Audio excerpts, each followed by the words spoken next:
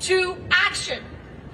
Unfortunately, there are no words in the human language to accurately capture the layer of trauma and tragedy our families and countless others like them have endured. We are hurting, we are grieving, and we are silenced, and yet we are obligated to speak out. Together, everyone you see here today on stage and those standing below, have had 2,000 members of our families killed in just 3 short months. Often, as you will hear today, Israel has erased entire bloodlines in a span of a few short hours. Those who are lucky enough to survive are facing unimaginable realities, displaced, dismembered, paralyzed, or dispossessed of everything they knew and loved. This has been a senseless and a deliberate slaughter, a genocide in every meaning of the word, on everything and everyone in Gaza. Make no mistake about it. It has literally ripped families apart, destroyed entire cities, shattered everyone to their core, and left the survivors with nothing to go back to. And it is happening on our dime. Shame! I want to hand it over to our speakers, but just a quick couple of housekeeping notes. Speakers and non-speaking participants will be available for interviews afterwards for the media. Other Gazan families from all over the country are also in attendance and can be identified by their neon yellow vests, and will be marching in one contingent together. Thank you very much. I'm giving it over to our first speaker, Mazen.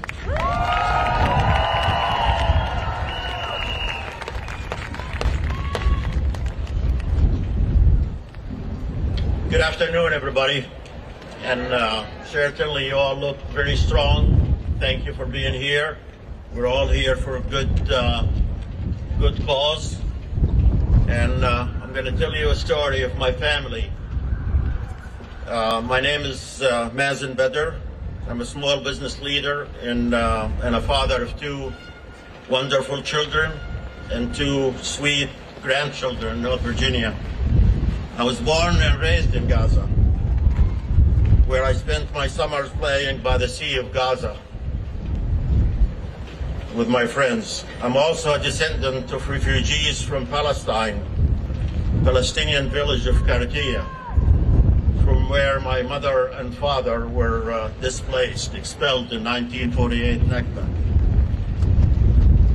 Every morning in my way to work, for as long as cell phone existed, I used to call my mother in Gaza to hear her voice. It comforted me. But since the beginning of the brutal Israeli bombardment and aggression, all I heard and felt over the phone was the fear in her voice and the sound of constant bombardment. Suddenly our lives were reversed, as I was the one who was trying to comfort her. On the evening of December 23rd,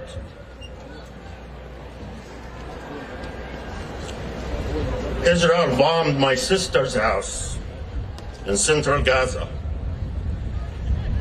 killing 10 of my closest family members at once.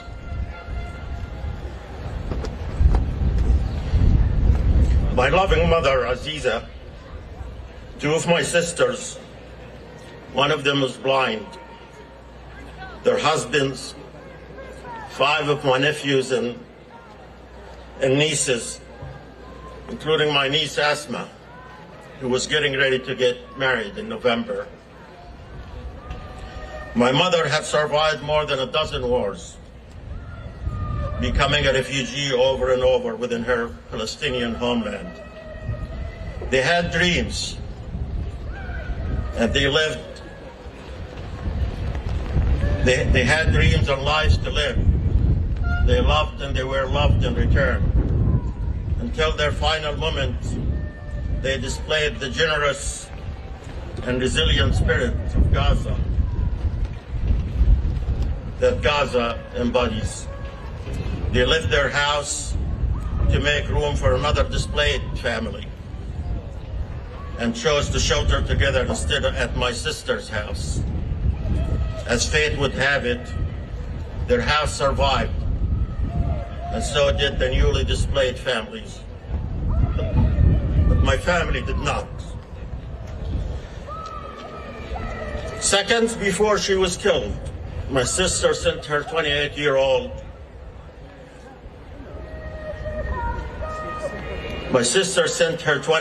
son, a survivor of 6 Israeli wars and assaults in Gaza, to deliver food to her hungry neighbors. That generous, selfish act is what ended up saving his life. My family was buried in body bags in a mass grave. We learned that second half of my mother's body was found the next day. She had 2 burials. Even in death, we are denied dignity. I'm often asked what people can do to ease our suffering. And my answer remains the same. Do what you're doing now. Speak up. I call on my fellow Americans to not just demand, but force an immediate and permanent ceasefire. We demand that President Biden and the Congress to end military funding and weapon transfers to Israel that killed my family and all the other families. Thank you.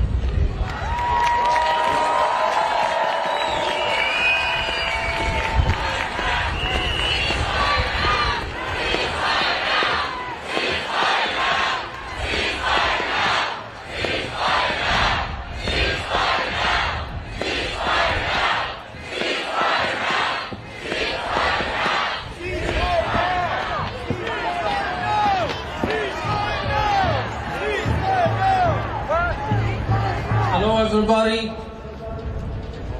my name is Adam. I'm a pharmacist, I'm an American and a Palestinian from Gaza.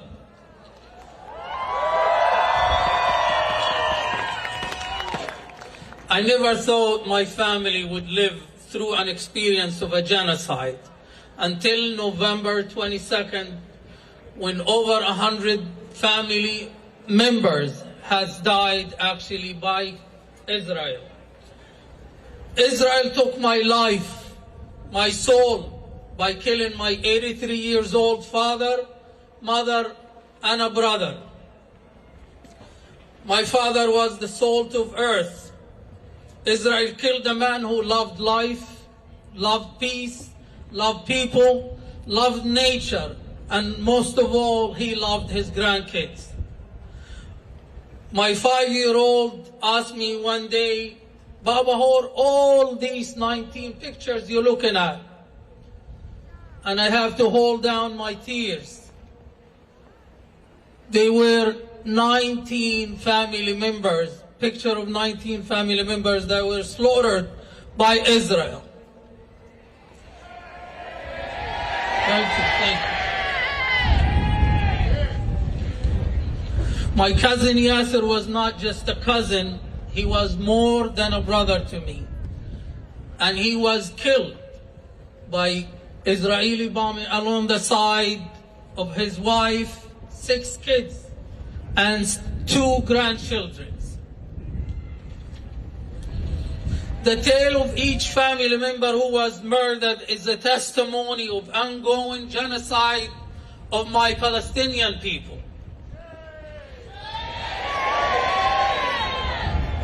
My Palestinian people whom I love, they were all killed in one day.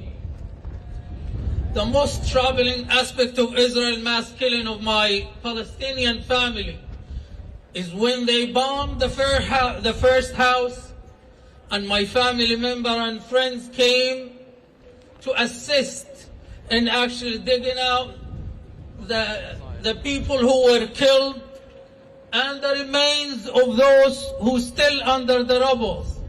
Israel bombed them again and again until they killed over 104 of my family members. Dozens of my family member bodies are still under the rubble.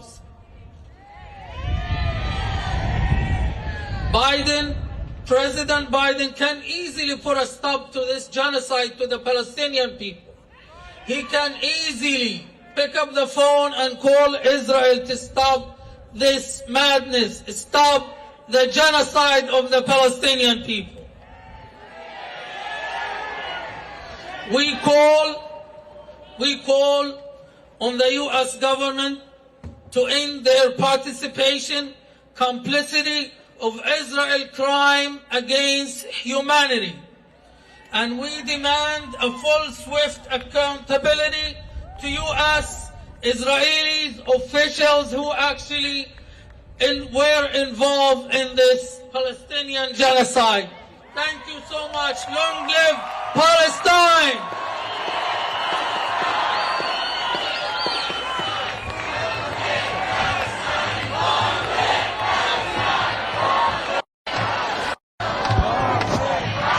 All right, welcome everyone. We are here live in Washington, D.C. on January 13, 2024. Thousands of people out here right now, and it's not even 1 p.m. I'm praying for the peace. All right, let's get to this next speaker. World. My name is Ali. I'm a physician from Michigan.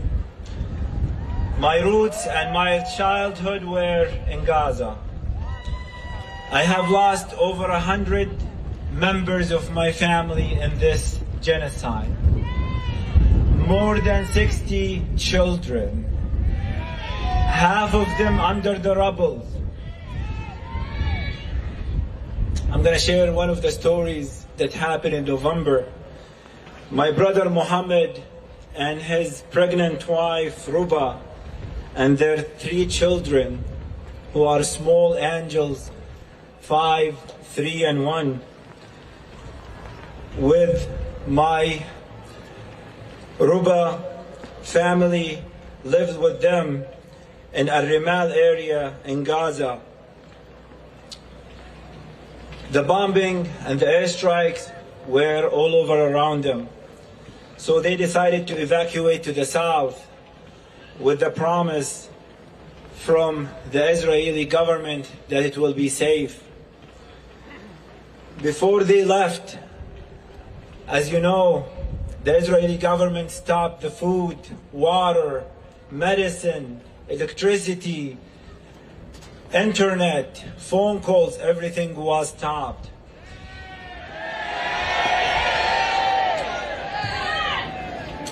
The trip from the north to the south is the most dangerous trip that anybody can experience. My brother went out looking for water for this dangerous trip.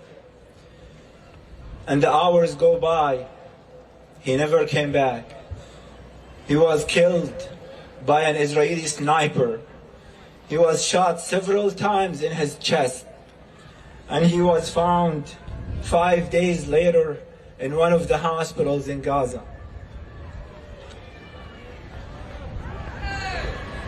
My sister-in-law, newly wedded, still mourning, decided to remain in her home.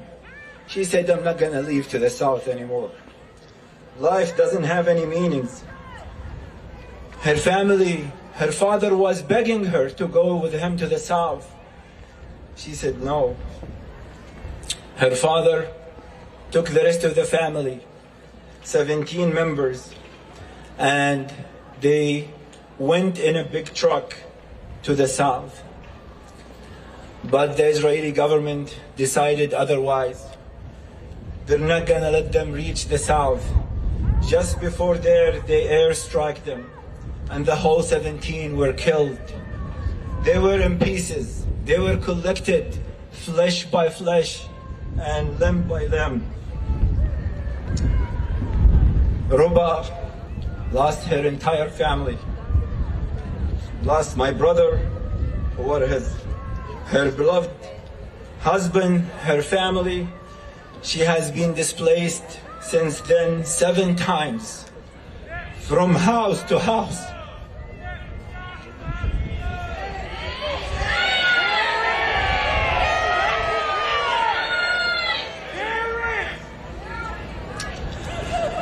Displaced 7 times from house to house, from a tent to a tent, homeless, alone, with 3 children, pregnant in her 6th month of pregnancy, in need of an emergency C-section at birth, and no hospitals there, no anesthesia.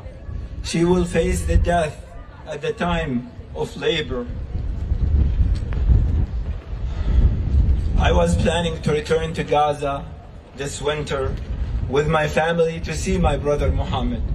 I haven't seen him for 20 years. And he was murdered, killed with a cold-blooded soldier.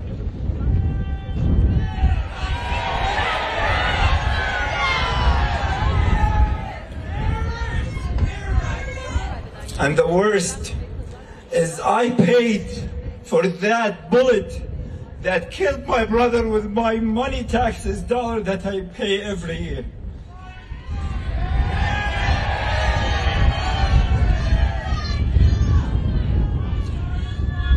By continuing to arm Israel and failing to call for a ceasefire, President Biden has my family's blood on his hands.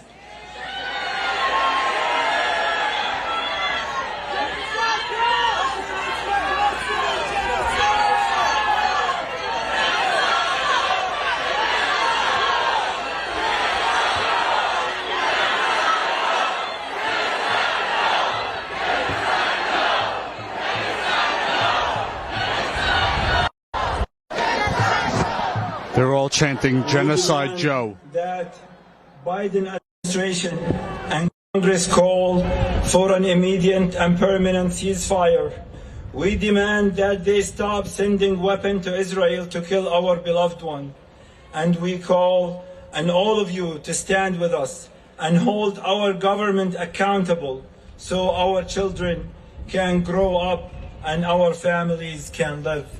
Thank you, and assalamu alaikum wa rahmatullahi wa barakatuh.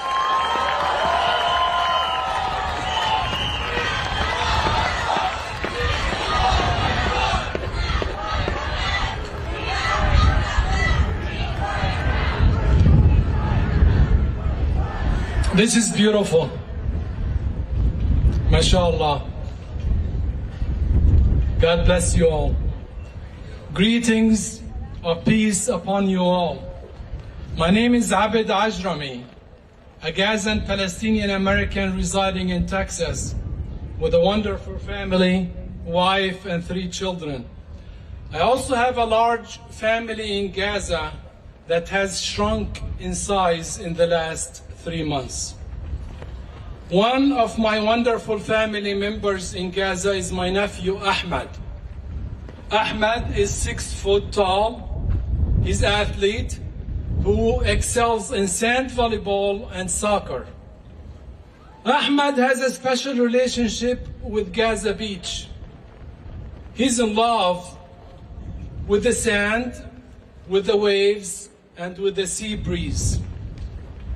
He often took his wife Fida, his 3 kids, and his 70-year-old mother Halima, my sister, to the beach.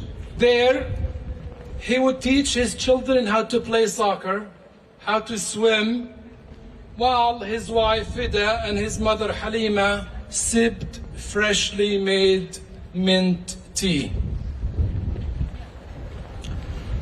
Ahmad is now laying in a hospital bed, paralyzed.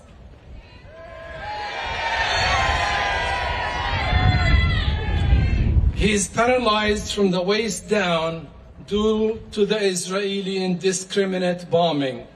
The same bombing killed Halima, his mother, his wife Fida, and his 3 children, ages 13, 5 years old, and 11 months old. You heard that right, 11 months old.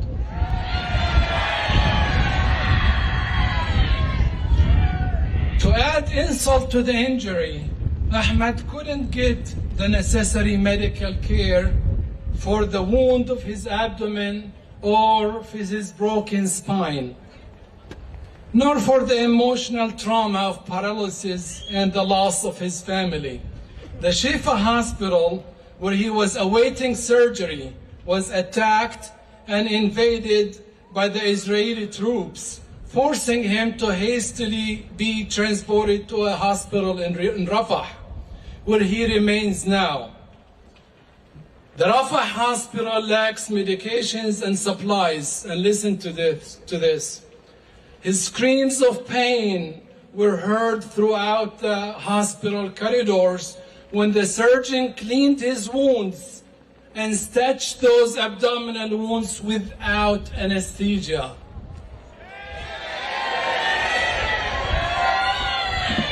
Ahmed knows he can never walk again. He knows he will never feel the softness of beach sand under his feet again, nor the warm hugs of his mother and wife, nor hear the giggles of his 3 children. All of them were buried without saying a final goodbye. He told me on the phone he is dying to be carried or wheeled to his favorite spot on Gaza Beach. What he wanted is to be left alone there, that he would close his eyes and just imagine his kids running around. Imagine his wife and mom sipping freshly minted tea while chatting. Feel the sea breeze and hear the sound of waves. I promised Ahmed I will be his voice and I will share his story with y'all. This is Ahmed. So I tell you, Ahmed, I will send you this video. I will send it to his hospital bed. And as I promised, I am sharing his story with everybody here.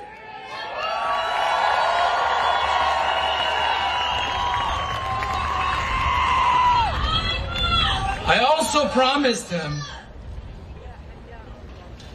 that someday I will take him to his favorite spot on Gaza Beach. With both of us, we'll close our eyes, feel the sea breeze, listen to the waves, and imagine that the dead are alive, and peace has prevailed, and Palestine is free.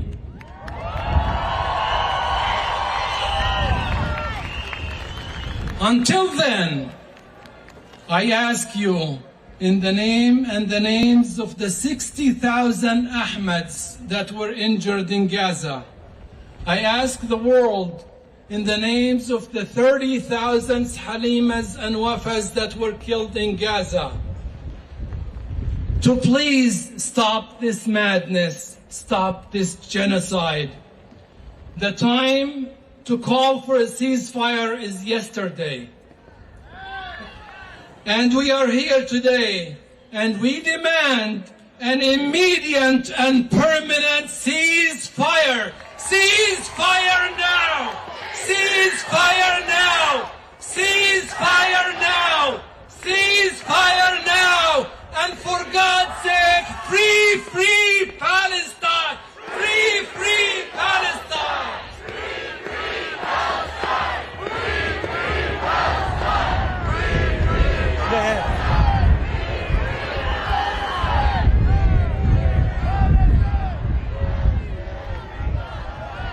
Assalamu alaikum, D.C. May God's peace and blessings be upon you all and our people of Palestine, and especially our families and loved ones in Gaza. My name is Randa Muhtasib. I'm a new mother and a physical therapist living here in Maryland. I am a proud Palestinian American from Gaza, the homeland of my mother. You're looking at a picture of our beloved cousin Ahmed Skeik, a dedicated husband and a loving father who is no longer with us. On October 10th, Israel ordered Ahmed's family to evacuate their home. Ahmed and his pregnant wife Lina, as quickly as humanly possible, gathered all their belongings and their 3- and 5-year-old daughters to flee to an area that was supposed to be a safe zone. Israel bombed the building next to them in the safe zone where they had sought refuge. Pregnant Lina instinctively threw her pregnant body over her young daughters to try and protect them. Within minutes, Lina found herself in an ambulance with her daughters. And the only thing that consoled her while hearing their cries is that it meant that they were still alive. That being said, they were all heavily injured. Lina and her children were sent to Al-Shifa hospital, screaming from pain. During an emergency C-section that was performed on Lina, she was without anesthesia. Lina had discovered that her long-awaited 6-month-old fetus son that Ahmed never got to see was killed as the result of the injuries that she has sustained from the blast. In fact, doctors found shards and fragments from the explosions piercing all the way down into her uterus.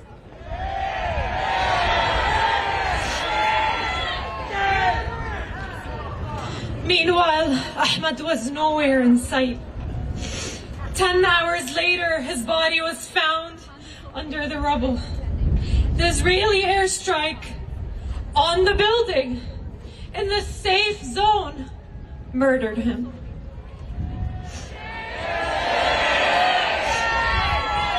But that's not all. Ahmed was one of over 36 and counting, since we have absolutely no way to connect with our families in the north. They were all buried under the rubble within that month. Those who survived from my family and those that I continue to stay in communication with as much as we can also endure the daily torture. Israeli soldiers abducted another one of my cousins and his family at gunpoint, stripped them down naked, and brutally tortured them and humiliated them as they fled south to seek refuge from the violence in the north while they were walking down the humanitarian passages.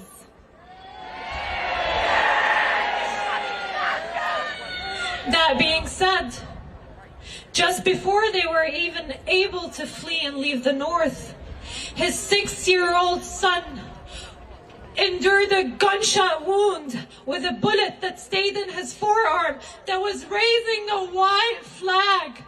They were following every single order to pass through safely. And yet, he had to walk with his mother after his father was abducted. A 10-hour walk on foot. A 6-year-old boy with a gunshot wound in his forearm that carried the white flag that they were asked to make sure that they stay safe, but it's all lies on lies. I am here today, and I'm very honored to be standing in front of a crowd of people with conscience, with people who are ready to speak truth to power. And I'm here to say, no more. No more of our tax-paying dollars to bomb our homes, kill our families, torture, and ethnically cleanse our people. No more.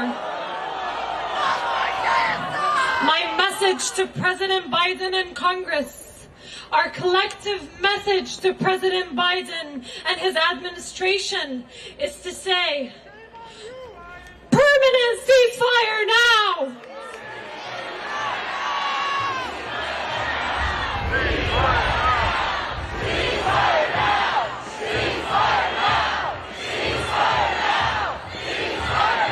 Ceasefire now! And no more weapons, no more military funding to Israel, no more! The people of Gaza are just like you and I. My message today for everybody who's new to the Palestinian struggling is to look every day in the mirror and say, it could have been me, it could have been my family. These people are just like me. They deserve to live without humiliation, without the constant threat of bombardment, without the constant threat of a deliberate and intentional starvation on the grounds of Gaza, and finally without the constant threat of their bodies being ripped apart to pieces on their last day on earth.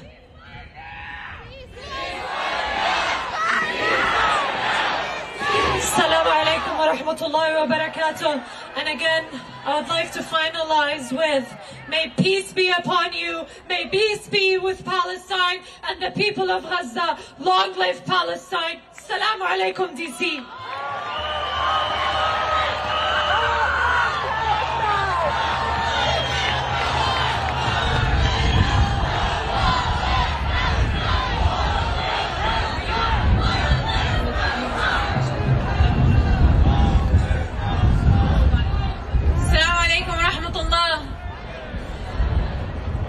My name is Yasmin Al-Agha, and I'm a law student at Northwestern University in Chicago.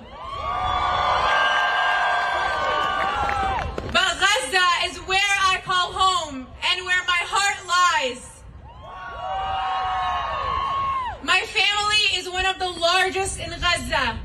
We've been there for over 500 years. We have over 9,000 members, most of whom live in Khan Yunis. Israel has shattered our past, our present, and our future.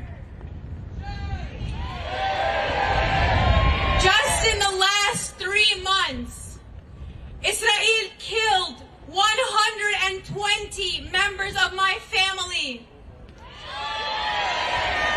31 of them were children. The youngest was just a few months old. In the weeks leading up to their deaths, they suffered immensely.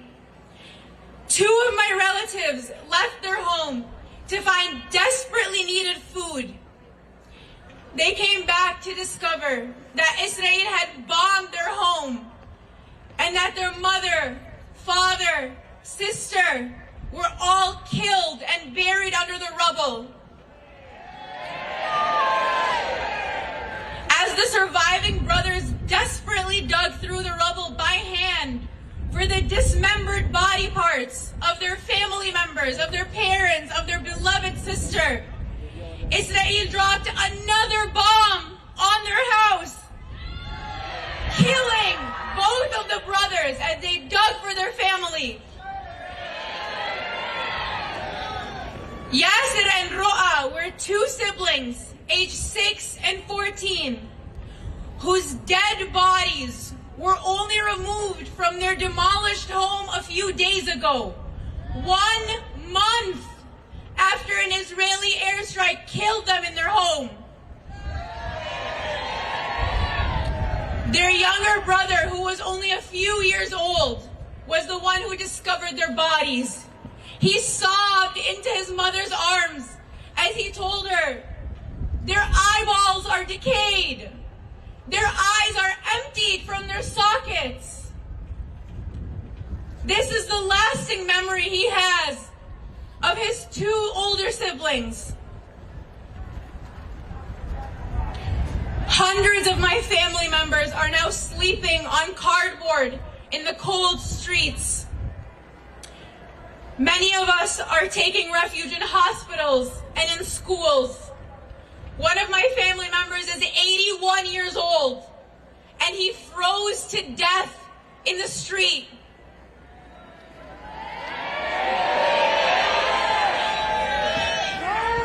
Elderly family members of mine put out a plea because they are starving to death, surrounded by Israeli soldiers who refuse them access to water and food and medication. They are begging for their lives. The hospitals and schools that hundreds of my family members are sheltering in have nevertheless been targeted by Israeli airstrikes. Many have been killed in these hospitals and schools. My aunt Samar went out in search of life-saving medication for my mentally disabled uncle. He's been on medication his entire life. For the first time in his life, he is off of it. He's facing severe withdrawal symptoms, seizure-like symptoms, convulsions. When she went out to find medication for him, she was shot at by Israeli tanks. She witnessed others in the street killed right in front of her eyes. It could have been her. This is the same aunt who has been volunteering, giving everything she has to help others. She goes to UNRWA schools, asks, what do your children need?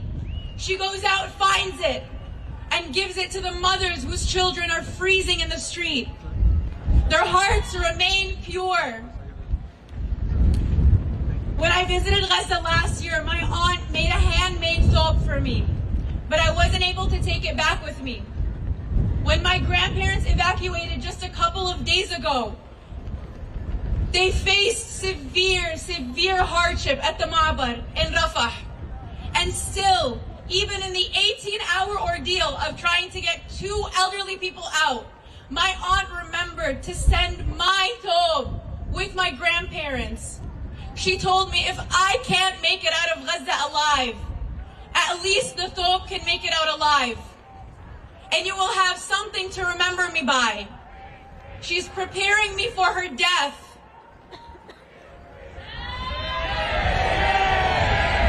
Nothing remains for the survivors. Where once there were streets, businesses, and buildings with the Al-Agha name emblazoned on them, including my own home, my grandmother's centuries-old home, there's now only dust.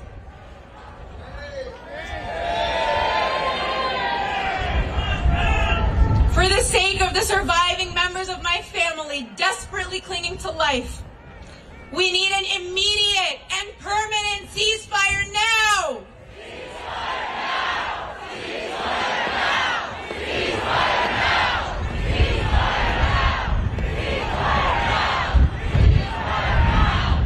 Ceasefire now! A permanent ceasefire means a free Palestine, an end to the illegal occupation.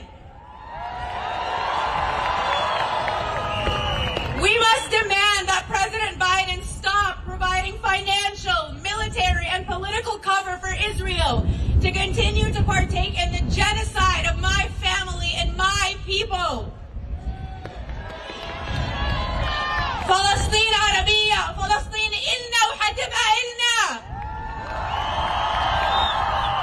Palestine is ours. It will always be ours. Free Palestine.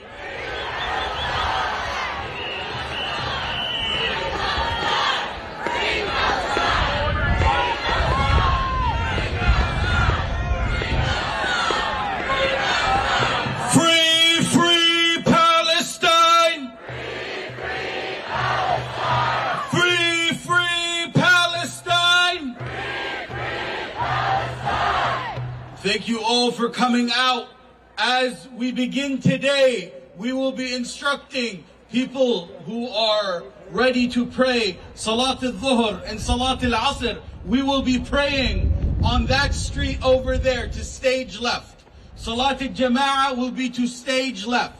We will be beginning our official program within the next 15 to 20 minutes. 15 to 20 minutes, we will be beginning our speeches, and we will be starting our program and then getting ready for our march. For those who want to pray Salat al-Dhuhr and Salat al-Asr, we will be praying stage left on Pennsylvania Avenue. Start making your way now. In addition to that, there is a child, Amina Hassan, 12 years old. Amina, if you hear us, your family is waiting in front of that building to stage right. In front, let me get the building name, I'm sorry. The John Wilson building near the screen. The John Wilson building near the screen. Amina Hassan, please make your way towards the screen, towards the John Wilson building. Thank you. We will be beginning shortly.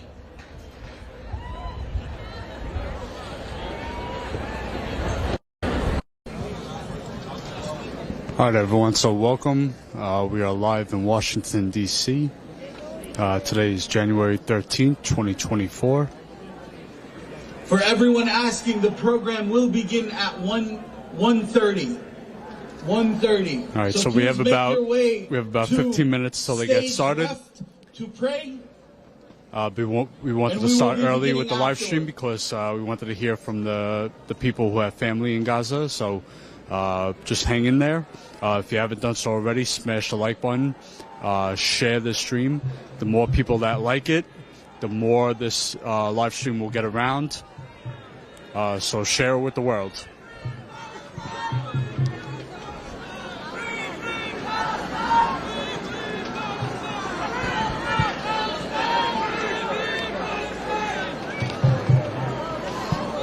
I would like to get some interviews while we're waiting, but I can't really leave this spot here because I don't want to lose the spot I have here on the riser. So if anybody comes this way, I will try and do an interview.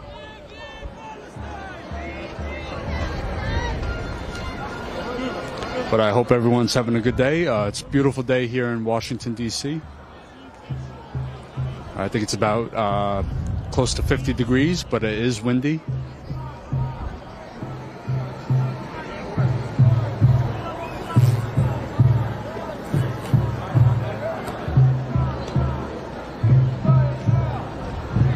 Let me turn the camera around. I'll show you the crowd behind us.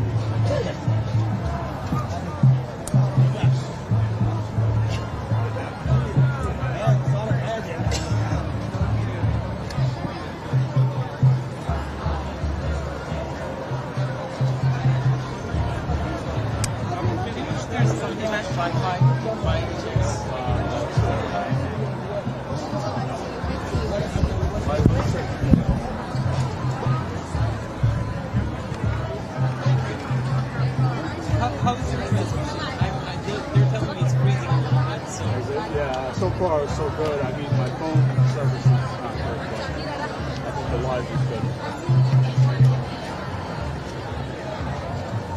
You want to check your phone here?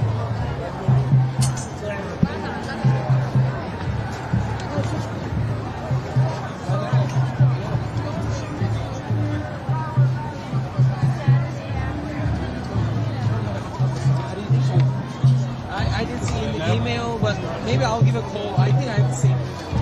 See if I can call the person. Okay.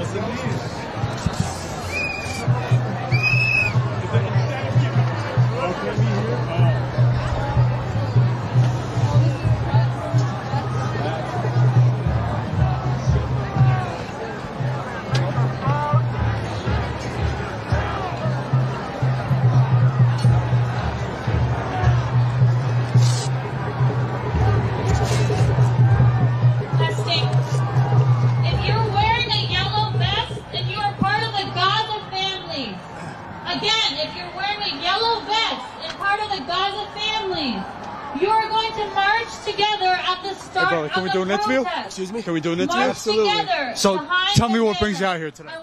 I'm Palestinian. I was born in Palestine. I came here in 1989. I have a lot of family in Jericho, in Hebron, in Ramallah, and I have lost 10 family members in Gaza. 1 airstrike, 2 of my aunts, 2 of my uncles, and 6 of my cousins. So I'm here for them. I drove down from Houston to Chicago, and last night I made it here so I could show support from my family and all my friends. So that's why I'm here. It's okay. And what message would you have for Biden and all these other politicians that continue their support for Israel? I mean, it's pretty clear. We're human, right? Just stop killing my people, like in the genocide. It's a genocide. It's clear as day. You're killing innocent. My cousins, my aunts, my uncles had nothing to do with it, but they're dead. They're gone. They will never come back. I have nothing else to say. I mean, it's ridiculous. It's ridiculous that we have to come out here and do this, that people don't see this. How do you not see this? How do you not see it? How do you call millions and millions of social media fake? How do you call that fake? It's live. It's on the ground. The world is watching. Everybody's watching. Nothing is fake about this. People are dying. A 10-year-old kid is picking up flesh and putting it in bags, and he's not even crying. It's become normal for them. It's disgusting, and I am lost for words, and we have nothing else to say other than stop the bombing. Stop killing innocent people for the benefit of your pockets. You're taking our money and killing our own people with it. I say free America, free Palestine, and free everybody from this genocide, because everybody's being affected and everybody's watching and nothing is being done about it, and they're actually continuing to kill more and bombing more countries. They are leading us to a war that we don't want to be in. This is unfathomable for anybody who understands anything about humanity. I mean, we are all human and we just want to live and we want peace. All we want is peace. We lived in peace before, we want peace again. Inshallah. Alaikum assalam. Thank you so much. Yeah, somewhere.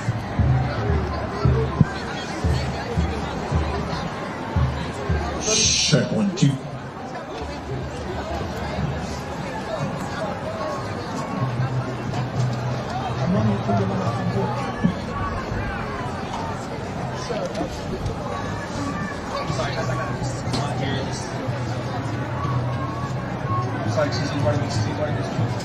Sorry. I have no control over it, honestly.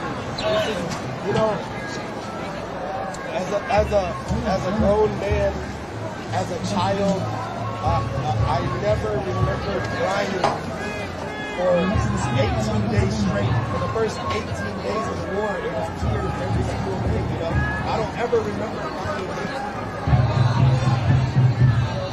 It's really hard to watch on a daily basis. They actually even deleted one of my Instagram pages. Yeah, so because I was reposting stuff from my dad, Aziza, and Palestina, and all the other amazing journalists that are down on the ground over there risking their lives every day. And all I did was repost their videos, and they deleted my Instagram page permanently. I have no access to it.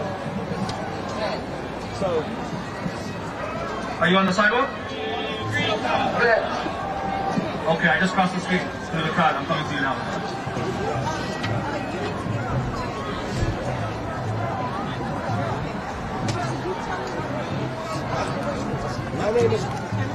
My name is Ramadan Salam. I was born in Jericho, Palestine in 1984.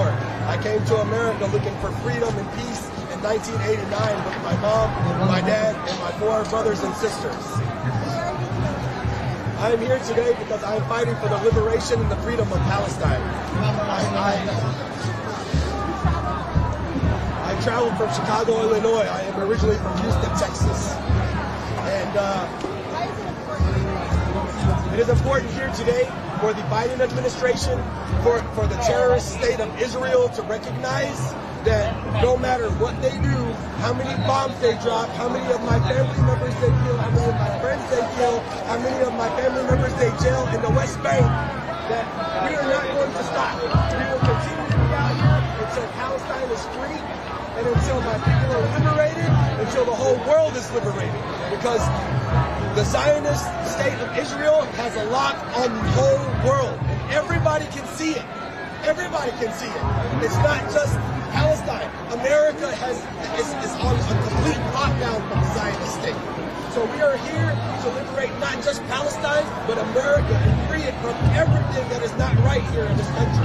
We came here for freedom, and we don't have it.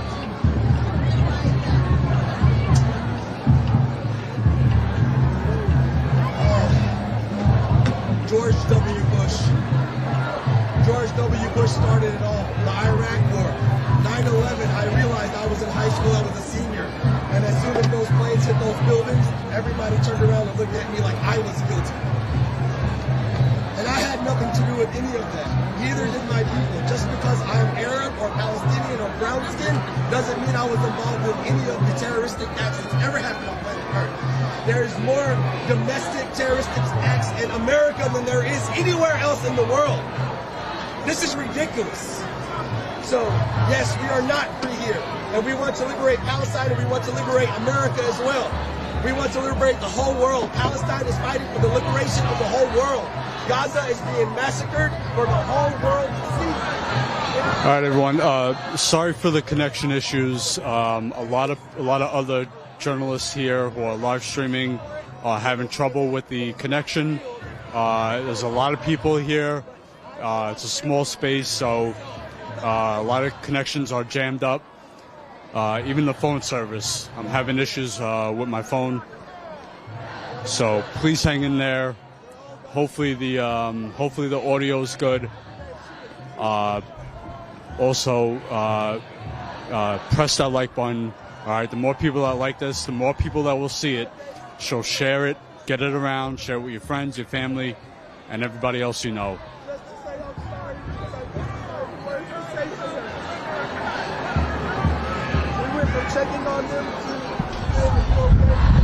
Also, if you have not already subscribed to this channel, subscribe now.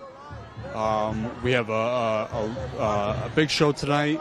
We'll be live for throughout the night. And then I'll be live again on Monday.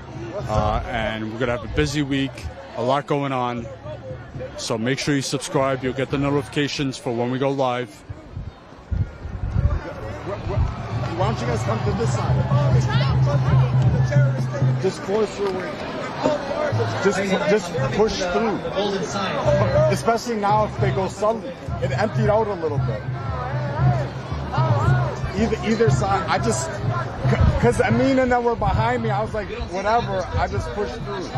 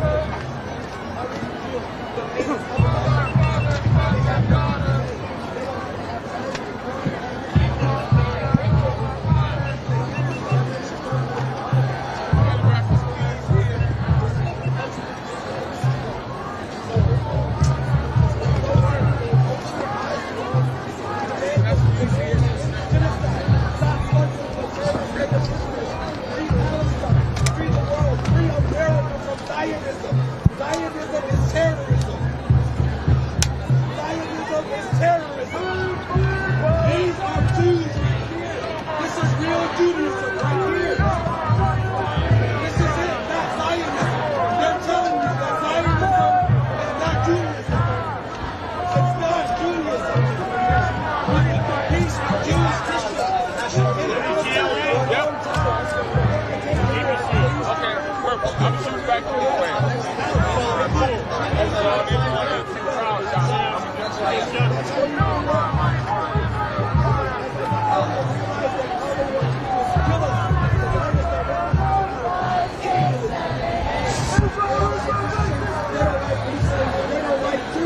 Cheers.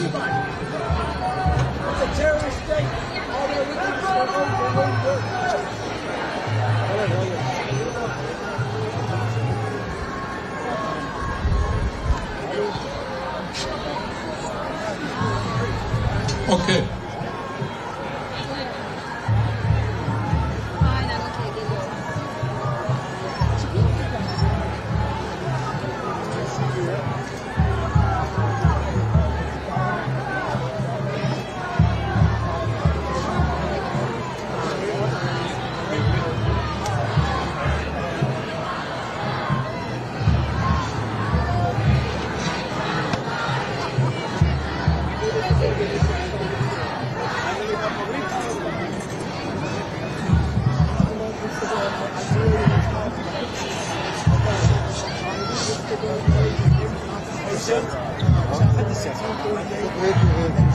Okay.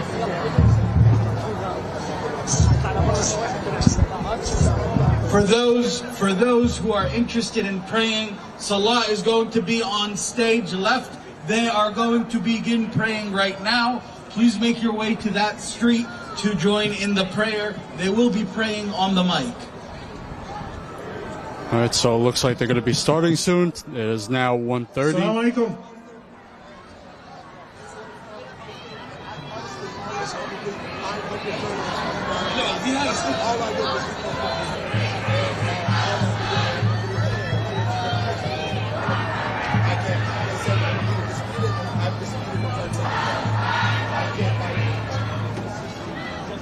It doesn't exist anymore. It doesn't exist anymore. It's strong enough.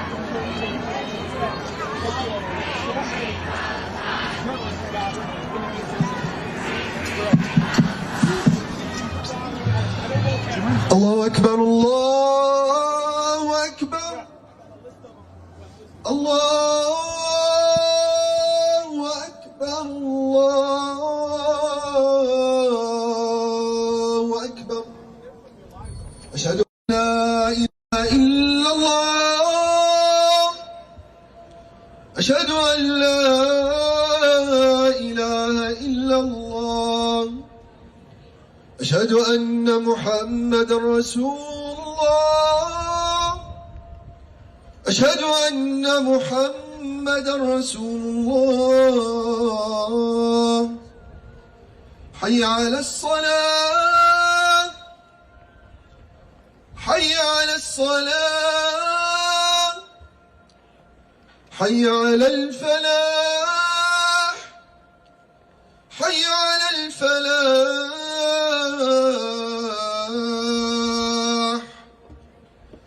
الله أكبر، الله أكبر، لا إله إلا الله.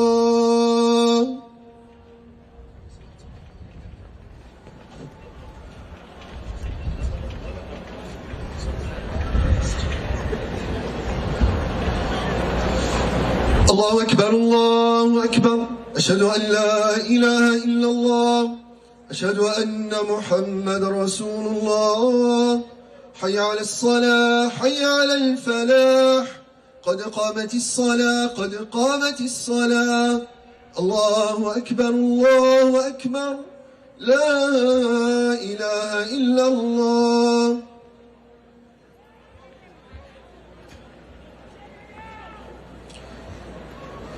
Inshallah, we will be praying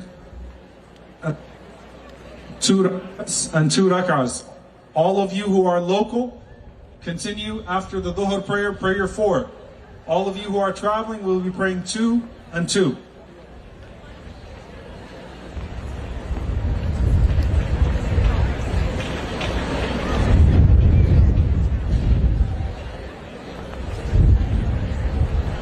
Allahu Akbar.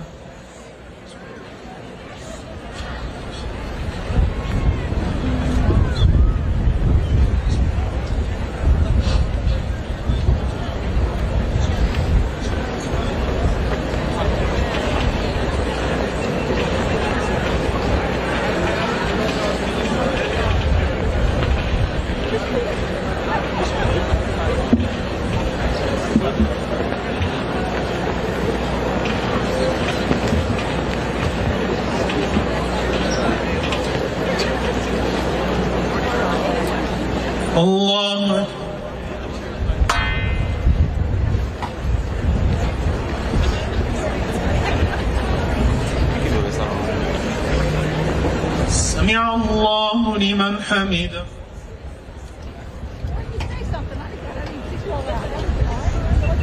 الله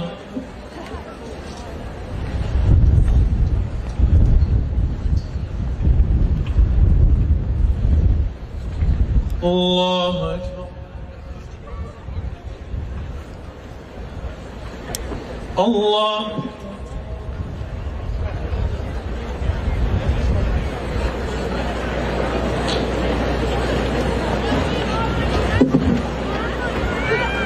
الله أكبر.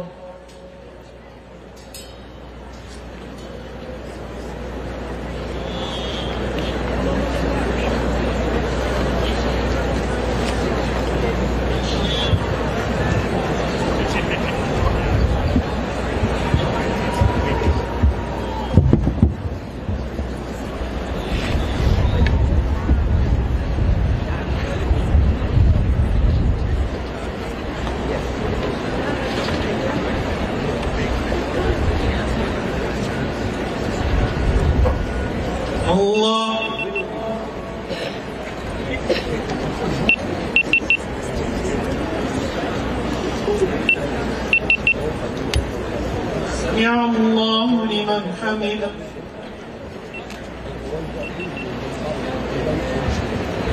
الله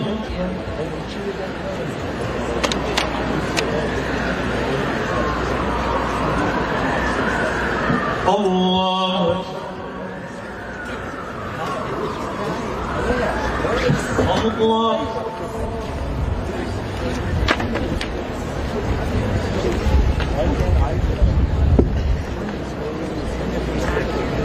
الله أكبر.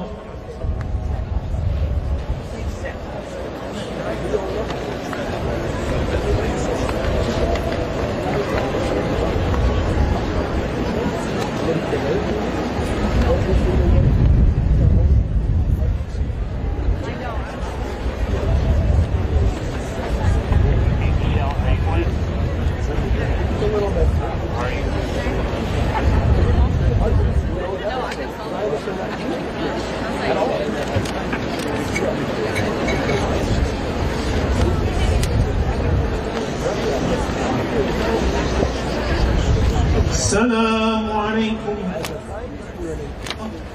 السلام عليكم ورحمة الله.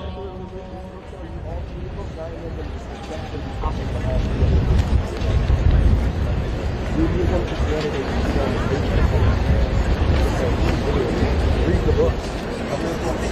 We have the photocopy. I have a lot of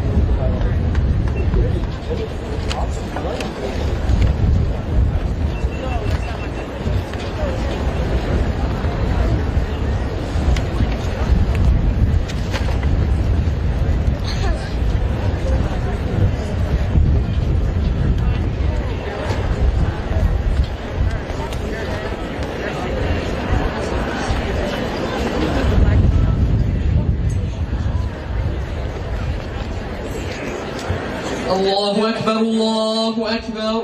أشهد أن لا إله إلا الله. أشهد أن محمدا رسول الله. حي على الصلاة حي على الفلاح. قد قامت الصلاة قد قامت الصلاة. الله أكبر الله أكبر. لا إله إلا الله. I wanted to give you guys a rough estimate about how many people are here. We're going to be praying the Asr prayer now. For those that are traveling, we'll be praying the Asr prayer. I would say 20,000. I'm not really sure how to estimate that, but I'll try to get a better estimate.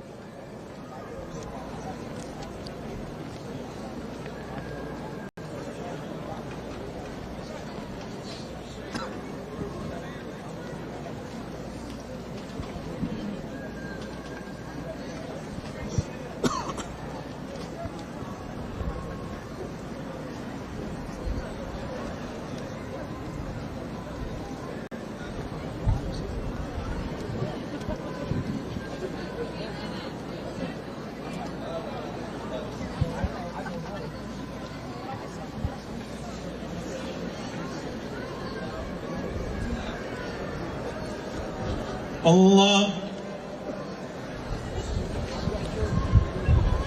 All right, so I believe they're going to be finishing up with the prayer in just a few minutes. And then they will get to some speakers. And then we will start marching.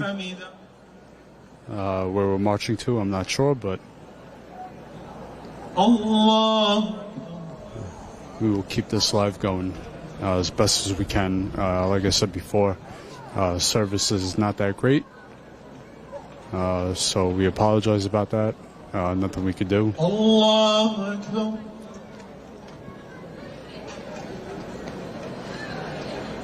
Allah.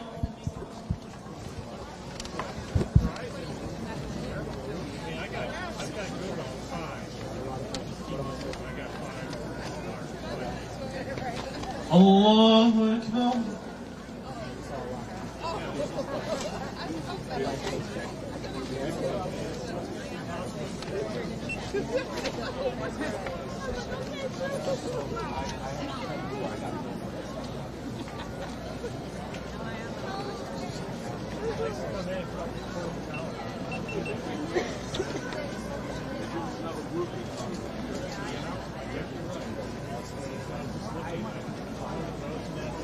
Allah.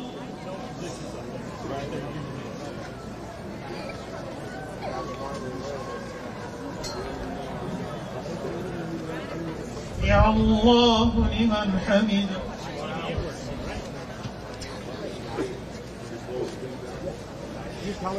Allah.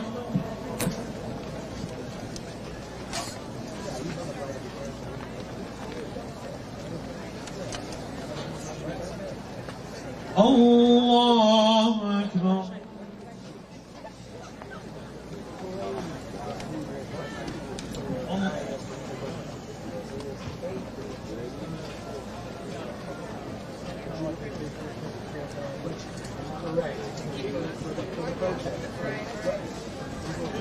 Allahu Akbar.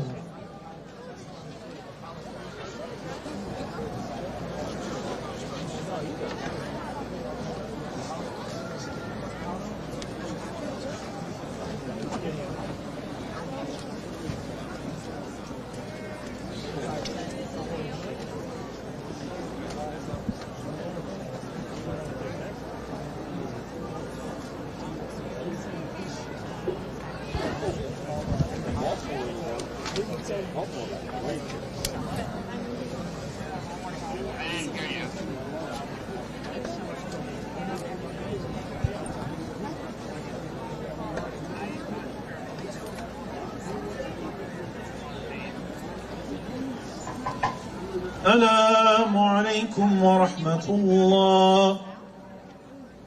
السلام عليكم ورحمة الله.